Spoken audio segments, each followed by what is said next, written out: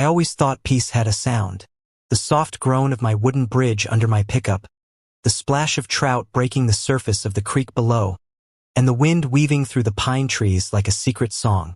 For 15 years, that little bridge carried nothing heavier than my truck and the laughter of neighborhood kids riding bicycles across it. But one morning, peace was broken by a new sound, the grinding roar of a cement truck. And behind the wheel wasn't just anyone. It was HOA President Karen, waving like she owned the place. By the time I stepped outside, the bridge was shaking, mud was swirling in the water, and my blood was boiling. When I told her she was trespassing, she smirked and said, "Then maybe you should build a stronger bridge, Mike." That's when I realized this wasn't about concrete. This was about control. She thought she could roll over me the same way she rolled over my bridge. She was wrong. Before I tell you how this fight ends, let me know where you're watching from, and subscribe, because this battle goes places you won't believe. The creek behind my cabin doesn't care about people's rules. It swells with snowmelt in spring, shrinks to a ribbon of glass in August, and keeps flowing no matter what the calendar says. 15 years ago, when I signed the deed to this land, I built that bridge with my friend Miguel and a rented post pounder. We measured bedrock, bored pilings deep into gravel, laid beams, bolted stringers, and sealed the planks by hand while my golden retriever, Scout, watched from the bank. That bridge wasn't a decoration. It was a promise that I could come home without asking permission. A promise carved into wood and steel, a boundary people should respect. When the HOA formed 2 years ago, I didn't fight it. I even paid the first $50 assessment for neighborhood beautification. But boards like that don't stop at streetlights and flowers. They grow like ivy, slow at first, then choking everything if you let them. Karen became president the way a thunderstorm becomes a problem. Suddenly, everywhere, and impossible to ignore. She lived for clipboards, emergency emails, and the phrase for the community, like a chef lives for salt. The first letter I got from her was disguised as a courtesy reminder. Front setbacks must remain clear of non-compliant structures, it said, with a photo attached of my canoe rack. The rack sat 20 feet inside my property line, alone and harmless. I wrote back politely, attaching my survey. Respectfully, my setback begins at the county right-of-way, not the creek. She replied with a smiley face. The bridge and approach are private, she wrote. Let's discuss at the next board meeting. At the meeting, she brought a laminated map, printed from who knows where. No topography, wrong scale, and the creek drawn like a cartoon snake.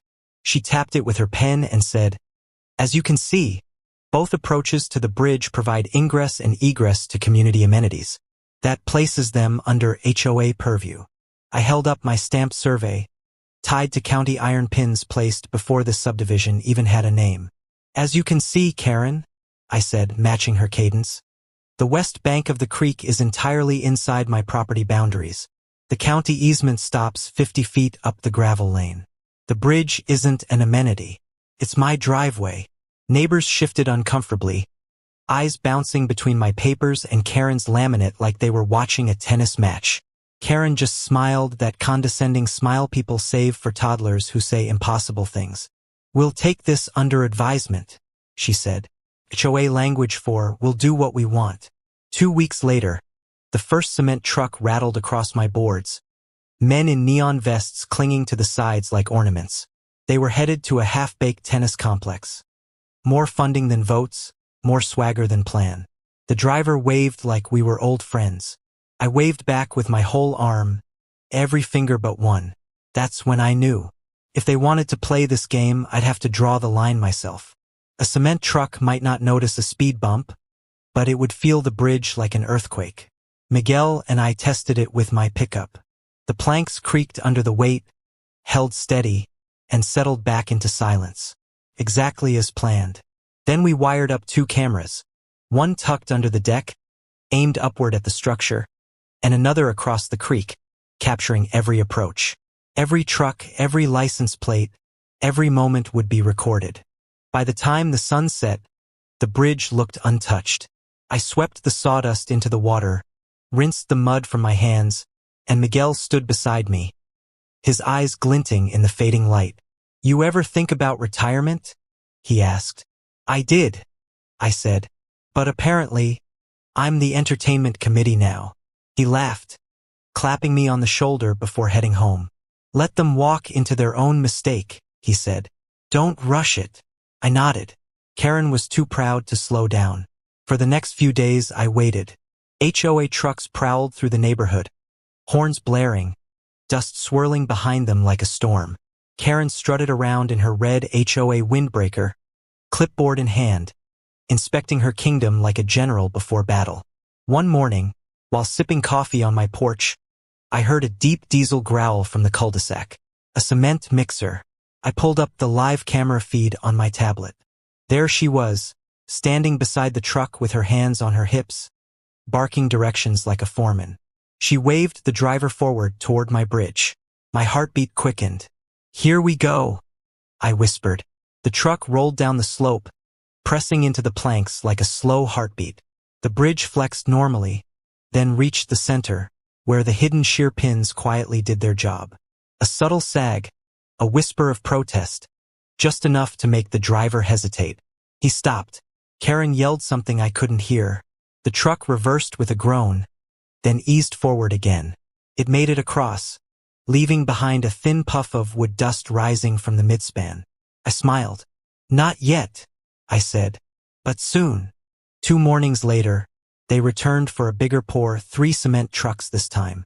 Karen had bragged to neighbors that the bridge issue was handled. I set up on my porch with black coffee and a camera zoomed tight on the action. The creek glimmered like glass. The first truck rumbled onto the bridge, its drum churning like a giant stomach. The decking groaned. Birds scattered. The second truck followed close behind. This time, the sound shifted. A low creak became a wooden moan. Then came the clean metallic snap of a shear pin surrendering. The midspan dipped just enough to throw the front wheels off balance. The driver slammed the brakes, but momentum didn't care. The cab lurched downward, the drum tilting as a wave of wet cement surged forward and poured through the open hatch. In slow motion, gray sludge cascaded into the creek, coating the rocks like frosting. The truck's front axle dipped into the shallow water with a splash that echoed down the street. Karen screamed. Not in pain, but in disbelief wrapped in rage. "You're done, Mike. You're going to jail," she yelled. I walked toward her, calm as a Sunday morning. "Morning, Karen," I said. "You might want to read the sign next time." She pointed furiously at the bridge. "You sabotaged it." "No," I said. "You sabotaged common sense." A police officer arrived, clearly pre-summoned to witness what she thought would be my downfall. He scanned the scene.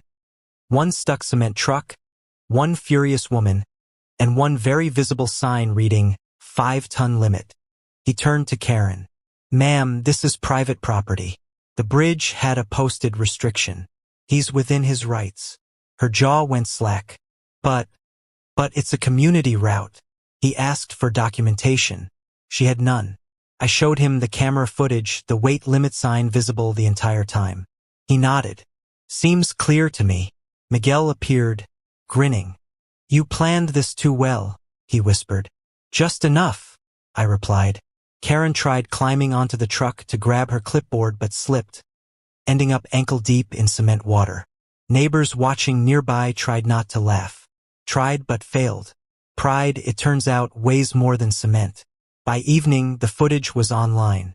Someone posted a 30-second clip titled, "HOA President's Cement Truck Sinks on Homeowner's Bridge, Instant Karma." Views climbed by the second. The thumbnail was gold. Karen mid-scream, half submerged, clutching her clipboard like a drowning flag. Miguel showed me on his phone.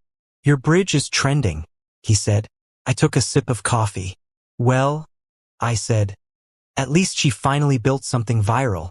The HOA, of course, didn't find it funny. By noon, I'd received 2 official notices. One from the board accusing me of reckless endangerment, and one from Karen herself. A cease and desist letter in Comic Sans, CC'd to the sheriff, county inspector, and the local garden club for some reason. I pinned it to my fridge like a trophy. That afternoon, Karen marched down my gravel lane with 2 HOA security officers. She stood at the bridge, face red, hair stuck to her forehead. "You've destroyed community property, Mike," she barked. "Community property?" I said. "Funny. I don't recall the HOA paying to build this." She jabbed her finger at me. "You tampered with the structure." Miguel muttered behind me. "Lady, he's the one who built it." She ignored him. "The board has voted to fine you $25,000. I raised an eyebrow. "For damaging my own property?" She crossed her arms. "As president, I can assess penalties for harm to community value." "Then maybe fine yourself," I said, "for flooding the creek with cement." One of her officers tried not to laugh. "See you in court, Mr. Carter," she snapped. "Looking forward to it," I said. "Bring a bridge expert." By that night, the video had hit 100,000 views. Comments poured in. Classic HOA overreach. Gravity 1, bureaucracy 0. Someone even added dramatic music and called it cement karma. Meanwhile, Karen doubled down. She posted photos of the bridge on the HOA Facebook page, calling it a dangerous structure modified illegally. I commented, "Correction. Structure held. Truck collapsed. Thanks for the free advertising." Within an hour, my comment had 500 likes and dozens of laughing emojis. The next day, a county inspector showed up with a clipboard thicker than a phone book. "Got a complaint from the HOA," he said, stepping across the bridge. "Says you built this without a permit." I handed him the original county approval from 15 years ago. He flipped through the pages, nodding. "Looks good to me." Right on cue, Karen stormed down, heels clicking like gunfire. "What are you doing here?" she demanded. "Inspection," the man said calmly. "Everything checks out. Mr. Carter's bridge is up to code." Her voice pitched higher. "That's impossible. It collapsed." He gestured to the bridge, still perfectly intact. "Looks pretty solid to me." She opened her mouth, then closed it and stomped away muttering. He watched her go. "She always like that?" he asked. "Only on weekdays," I said. He laughed. "You're fine legally. Just keep your records tight." "Tighter than her tennis court budget," I replied. "Just keep your records tight." "Tighter than her tennis court budget," I replied. The story spread like wildfire. Local news picked it up, loving every absurd detail. "Cement truck meets its match in small-town bridge dispute," the headline read. "On camera," the reporter asked, "Was this sabotage?" I smiled. Physics doesn't take sides. It just enforces the rules. By then, the internet had crowned her cement Karen. Memes flooded in. Even HOA board members began to break ranks. One, a retired lawyer named Thomas, pulled me aside. "You're not the villain here," he said quietly. "Half the neighborhood's tired of her nonsense. Keep doing what you're doing. She's digging her own hole." She wasn't finished, though. A week later, flyers announcing an emergency HOA meeting appeared on every mailbox. The community hall was packed. Karen stood at the front, projector humming. A slide behind her titled, "Public Safety Threat: The Carter Bridge Incident." She launched into a speech dripping with righteous fury. Then she played the bridge footage. Gasps filled the room when the truck tilted. And then, she made her mistake. She paused the video and shouted, "This man intentionally weakened a community bridge to harm HOA property." I stood slowly. "Community bridge?" I asked. "Would you like to see the deed, Karen?" I walked to the front and handed it to her. Page 3, Section 4. Private easement ends 50 feet before the creek. "You've been trespassing for months." The room erupted in whispers. A neighbor raised his hand. "Wait. The HOA's been using his bridge illegally?" Karen's face went pale. Thomas's voice cut through the tension from the back of the room. "Actually, it's completely relevant," he said firmly. Karen whipped around, already shouting. "You're all missing the point. He's endangering us." Another neighbor muttered just loud enough. "Pretty sure you endangered yourself, lady." And that was it. The meeting collapsed into pure chaos. Phones came out. People argued over each other. Karen, red-faced and shaking, slammed her clipboard down like a gavel. "This meeting is adjourned," she snapped. The room broke into scattered laughter, half the crowd leaving, half still filming. Miguel and I walked out into the cool night air. "She's unraveling," he said. "Let her," I replied. Sometimes the best revenge is just giving someone enough rope to hang their own arguments. Later, I sat alone on my porch, watching the moonlight ripple across the creek. The bridge stood there in silence, steady and loyal. I ran my hand along the wooden rail, feeling the rough texture beneath my fingers. "They called you dangerous," I whispered. "But you were just honest." The small red light of the trail camera blinked faintly beneath the deck. I knew Karen would be back. Maybe with lawyers, maybe inspectors, maybe another truck. But this time, I wouldn't just bring physics. I'd bring the law. 2 days after that chaotic meeting, the first official lawsuit landed on my porch like a warning shot. A thick envelope, gold HOA seal, and that signature whiff of arrogance that could only come from a document signed by Karen. She accused me of willful property destruction, emotional distress, and intentional interference with community infrastructure. She even wanted $250,000 in damages. I almost laughed so hard I spilled my coffee. Emotional distress? Probably from looking too long in the mirror. Miguel stopped by right as I finished reading. He glanced at the envelope, gave a low whistle. "Looks expensive." "Yeah," I said. "For her." He leaned against the railing. "You going to fight this?" "Oh, I'm not fighting," I replied. "I'm documenting." Fighting's loud. Documentation's permanent. The following week, my quiet property turned into a media circus. HOA contractors swarmed, snapping photos from every angle. A county drone hovered overhead for half an hour. Someone even measured my mailbox. Don't ask me why. Karen strutted around with a folder labeled evidence, smiling that brittle politician's smile, like she'd already written my obituary. I started wearing sunglasses just so I could smirk without her noticing. By Friday, the story hit local TV again. A stone-faced anchor stood next to a photo of my bridge and announced, "New developments in the HOA bridge dispute." They played Karen's interview, her voice trembling dramatically. "He put the entire community in danger for a petty argument. We're lucky no one was killed." Then they cut to me, arms crossed by the railing. "If you ignore the sign, the problem isn't the bridge." Viewers didn't even hesitate about which side they believed. Karen, furious that the public wasn't rallying behind her, flooded inboxes with mass emails titled, "Urgent," "Dangerous Neighbor Still at Large," and "Community Legal Defense Fund." She wanted to turn the HOA budget into her personal war chest. But Thomas, the lawyer on the board, wasn't having it. He emailed everyone a copy of the HOA charter, highlighting the rule that funds couldn't be used for private lawsuits. "If Karen wants to sue," he wrote, "she does so at her own expense." The next day, her emails stopped.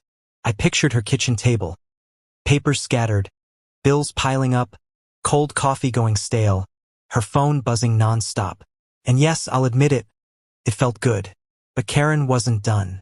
When legal firepower got expensive, she switched tactics. Public pressure. She printed flyers with my face on them, a grainy screenshot from the news, and the words, "Danger to community safety." She plastered them on lampposts, bulletin boards, even the grocery store window. Hannah texted me a picture. "You're famous again," she wrote. I replied, "Can't wait for the autograph requests."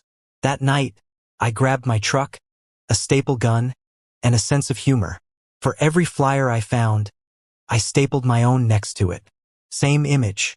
But this time, in bold black letters, "Wanted common sense. Last seen at HOA meeting." By morning, my version had more likes online than hers. A few days later, the sheriff pulled up. No uniform, just jeans and a baseball cap. "Mike," he said, standing beside his truck. "I'm not here to cause trouble, just making sure everything's safe." "Safer than a cement truck," I replied. He grinned. "That's what I figured. County records show the bridge is yours. No easement, no shared access. You're in the clear. Just keep the peace." I've been trying, I said, but peace keeps driving 12 tons over my bridge. He laughed, tipped his hat, and drove off. Karen must have seen the visit, because minutes later, an email popped up. Subject: trespassing investigation. I saw a police vehicle on your property today. This behavior confirms our concerns. The HOA will not tolerate intimidation tactics. I replied, thanks for the concern, Karen. He stopped by to compliment the bridge. But behind the comedy, things were getting real. Karen had officially filed her lawsuit in county court. The summons arrived the next week. She'd hired Hamilton and Wade LLP, one of those downtown law firms that charge by the syllable. I met my lawyer, Lisa Barrett, a sharp property dispute specialist. She flipped through my documents, the videos, the original blueprints, and smiled like a chess player spotting a checkmate 3 moves ahead. She doesn't have a case, Lisa said. You've got signs, surveys, clear ownership, posted weight limits, and video proof they ignored them. She's not trying to win, I said. She's trying to exhaust me. Lisa leaned back. Then let's make her pay for the privilege. Meanwhile, Karen's control over the HOA was slipping fast. People were tired of fines for lawn colors, trash cans, bird feeders. The bridge fiasco cracked something open. Hannah started a petition, a vote of no confidence in HOA leadership. Within a week, she had over 70 signatures, enough to force an election. Karen tried to block it, calling it procedurally invalid. No one listened. Thomas stepped up as interim president. His first act: cancel the over-budget tennis court project. His second: email me. Mike, I'm sorry it came to this. We're cleaning house. For the first time in months, I slept easy. But Karen had one last weapon left: the courtroom. If they wanted to watch me, then fine, I'd give them a show. Despite the pressure, there were small moments that kept me grounded. One afternoon, Hannah knocked on my door, holding a container of banana bread. Figured you could use some support, she said. Thanks, I told her. What's the latest HOA rumor? She grinned. That you've built an underground bunker under the bridge. I burst out laughing. If only. Maybe I should start charging tolls. Her smile softened. You know, people are starting to see through this. They're tired of her control. She's unraveling, Mike. I sighed. I hope so, because I'm running out of coffee. It felt calm on the surface. No new emails, no shouting, no letters. But I knew it was the quiet before the storm. Karen wasn't retreating. She was regrouping. Then one night, an unknown number lit up my phone. The voice was nervous. Mr. Carter? It's Jacob. I'm the HOA treasurer. I just wanted to give you a heads up. Karen's been editing documents. I froze. Editing what? The HOA map. She moved the property boundary about 50 feet onto your land. My grip tightened around the phone. That's forgery. I know, he whispered quickly. I'm sending you the original copy before she changed it. Do what you want with it. Just don't mention me. Then he hung up. Minutes later, the email came through. Side by side, the old and new maps showed it clear as day. My land had been redrawn like shifting tectonic plates. I forwarded it to Lisa, and within seconds she replied, Unbelievable. Keep this quiet. We'll use it when it hurts most. I smiled. The bridge wasn't the only trap anymore. Meanwhile, the video of the truck collapse had passed 2 million views. People online were making mugs and shirts with slogans like "Don't cross my bridge and cement happens." I didn't make a dime off it, but the irony was delicious. Karen avoided me now. No drones. No emails. No confrontations. It was eerie, like the woods just before a wildfire. I focused on repairs. Miguel helped me replace warped boards, tighten bolts, and reseal the deck. You know, he said as he hammered, there's something poetic about fixing what they tried to destroy. I nodded. Yeah, poetic justice. He winked. Save that line for court. The night before the hearing, I couldn't sleep. I walked barefoot onto the bridge, feeling every vibration through the boards. It wasn't just wood and bolts anymore. It had become a symbol of patience, of limits, of the one line I wouldn't let anyone erase. I leaned on the railing, whispered into the night, "Tomorrow we end this." The creek gurgled back like it agreed. Morning came cold and sharp. I met Lisa in the courthouse lobby. She looked steady, confident. "You ready?" she asked. The courtroom air was still thick with tension when Karen straightened her shoulders and spoke, trying to sound composed. "The court's decision," she began, "was based on incomplete information. The HOA board will be filing an appeal. We will not surrender the safety of this community to—" "Karen," I interrupted gently, stepping forward. "You might want to hold that thought." Every head turned toward me. In my hand was a thick envelope. "I brought something the court didn't see," I said calmly. "Not because it wasn't relevant then, but because it's even more relevant now." Her eyes narrowed. "More of your theatrics?" I smiled faintly. "Documentation." Thomas, now reinstated as a board member, gestured toward the projector. "Let's hear him." I walked to the front, plugged in a flash drive, and the lights dimmed. On the screen appeared a scanned government document stamped in bold red, U.S. Federal Highway Administration, Private Access Corridor License, 2006. The room fell silent. "This," I said clearly, "is a 20-year federal permit issued for the Carter property, authorizing a private access crossing over Ironwood Creek." I flipped to the next slide. The creek was legally declared non-navigable and privately managed under state and federal law. Meaning, not only is this bridge mine, but the land and water beneath it are fully excluded from HOA oversight by federal exemption. "You never owned it, Karen. You never even had the right to set foot on it." Gasps rippled through the room. Karen's jaw tightened. "You fabricated this." I clicked again, revealing an official letter from the Department of Transportation dated 6 months earlier, confirming the permit's renewal and digital verification. I turned to her slowly. "If I fabricated it, you can call the DOT yourself. They'll send you a copy. Though something tells me they won't love being dragged into your next HOA memo." Miguel, sitting in the back, let out a low whistle. "Well, I'll be damned." Karen's composure cracked. "You're exploiting a technicality," she shouted. "A technicality?" I repeated. "It's called property law. You should try reading it sometime." Hannah, who'd been silent until now, stood up near the front. "Karen, you lied to all of us," she said, voice steady. "You told us the creek and the bridge were community assets. You used HOA funds for a lawsuit we never approved." "That's not true," Karen snapped. Thomas raised his hand. "It is true. We reviewed the accounts. You diverted nearly $40,000 from maintenance funds to cover legal fees. The board never voted on it." A wave of murmurs rolled through the crowd. Someone in the back yelled, "Is that why our streetlights stopped working?" Karen stammered. I was acting in good faith." "No," I said softly. "You were acting in control. There's a difference." The room shifted like a tide turning. Voices rose, overlapping. "Resign! Resign!" Karen slammed her palm on the table. "You think you've won, Mike? You're just one man with a bridge." I met her gaze steadily. "You're right, but that bridge carried truth, and you drove right over it." Laughter erupted. Not cruel, but the kind that cracks months of tension in one clean break. Karen's face turned crimson. Thomas cleared his throat. "Effective immediately," he said. "I motion to remove Mrs. Peterson from her role as HOA president for misuse of funds, falsifying documents, and defamation of a homeowner." The motion passed unanimously.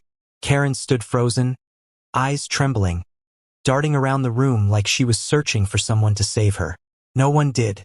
She gathered her folders and stormed out. For once, there were no cameras, no drones, no crowd waiting to applaud her performance. Just the sound of the door closing behind her. Outside, as I loaded my bag into the truck, she appeared. "You think this is over?" she hissed. "It is for you," I replied. "But if you ever want to cross that bridge again, make sure you ask permission first." She opened her mouth, then thought better of it, turned and walked away. A week later, I received a letter from the new HOA board. Not a threat. Not a fine. An apology. Mr. Carter, it read. The Ironwood HOA formally apologizes for the misconduct of our former president. We acknowledge your legal ownership of the Carter Bridge and surrounding property. Thank you for your patience and for standing up for your rights. Attached was a check for $1,000 reimbursing legal fees. I didn't cash it. I framed it and hung it in the hallway. Better art than anything I could buy. Ironwood changed after that.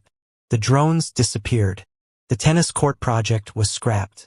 HOA meetings turned from screaming matches into potlucks. Neighbors started waving again when they drove by, instead of pretending they didn't see me.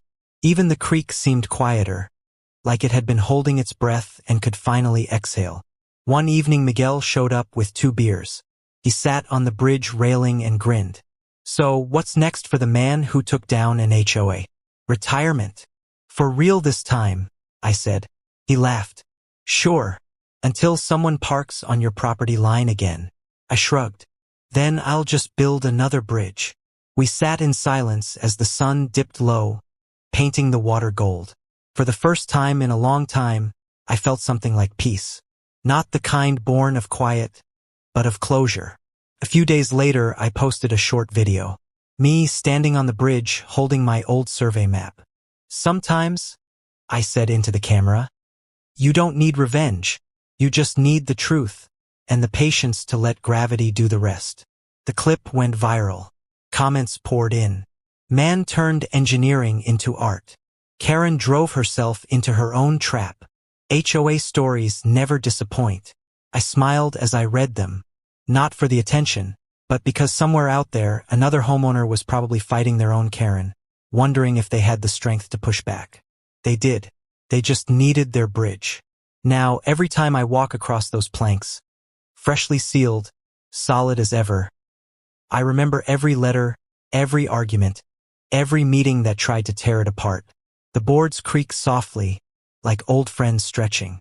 The water murmurs below, older than law, older than pride. I stop halfway across, look over the quiet creek, and whisper, we did it. Because in the end, this was never just about land or lawsuits. It was about balance, the kind nature remembers long after people forget where the boundaries were drawn. Sometimes justice doesn't need a hammer, just a little weight. Some battles aren't won with fists or fury. They're won with patience, proof, and principle. When someone crosses your line, don't shout louder. Stand firmer. The truth holds, just like a well-built bridge. This story isn't about revenge. It's about respect, about how arrogance collapses under accountability, and how standing your ground doesn't always mean starting a fight. Sometimes it just means knowing what's yours and refusing to let anyone rewrite it. If you've ever dealt with an HOA that forgot its limits, or a neighbor who mistook kindness for weakness, remember this. Calm isn't surrender, and silence isn't defeat. Every bridge has its limit. Cross it without respect, and eventually you fall in on your own. Now it's your turn. Have you ever faced someone like Karen? Share your story in the comments below. I read everyone. And if you enjoyed this tale, don't forget to like, subscribe, and stick around. Because in this neighborhood, there's always another story waiting to be crossed.